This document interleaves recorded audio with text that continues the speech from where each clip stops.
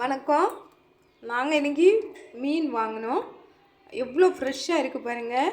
Fresh மீனுன்னா இப்படி கண் வந்து அப்படி அழகாக பார்க்குறதுக்கு ஒயிட்டும் பிளாக்கும் கலந்து தான் இருக்கும். அப்புறம் இதனோட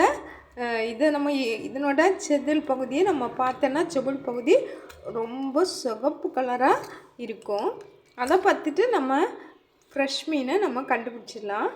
இந்த மீன் வாங்கும்போது 2 மீன் உயிரோடே துடிச்சிட்டு இருந்தது. இந்த மீனை நம்ம என்ன பண்ண போகிறேன்னா ஸ்டோர் பண்ண போகிறோம். நமக்கு தேவையான அளவு ஒரு 5 மீன் எடுத்து குழம்பு வச்சுட்டு மீதி என்ன பண்ணணும்னா ஸ்டோர் பண்ணணும். இதை இப்படியே நம்ம அலம்பி வச்சுட்டு இன்னொரு கண்டெய்னரில் இன்னொரு பாத்திரத்தில் வச்சிடலாம். இன்னொரு பாத்திரத்தில் வச்சுட்டு அப்புறம் இதை வந்து ஒரு கவருக்குள்ளால் ஆக்கணும். கவருக்குள்ளால் ஆக்கி ஃப்ரிட்ஜில் நம்ம ஸ்டோர் பண்ணி வச்சோன்னா நமக்கு ஒரு வாரத்துக்கு இது குழம்புக்கு உபயோகப்படுத்தலாம். இதை வந்து நம்ம இதை கழுவிட்டோம். இப்போ வந்து பிளாஸ்டிக் பேக்கில் வந்து ஸ்டோர் பண்ணி வைக்கணும். நீங்களும் இது போல் ட்ரை பண்ணி பாருங்கள்.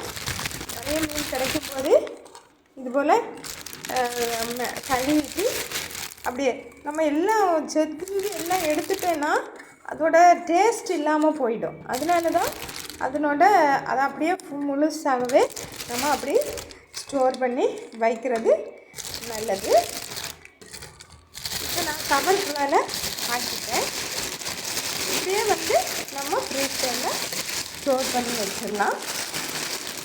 இந்த கவருக்குள்ளால் எல்லாத்தையும் நான் இது பண்ணிட்டேன், பொதிஞ்சு வச்சுட்டேன். இதை அப்படி ஃப்ரீசரில் ஸ்டோர் பண்ணிக்கலாம். தேங்க்ஸ்.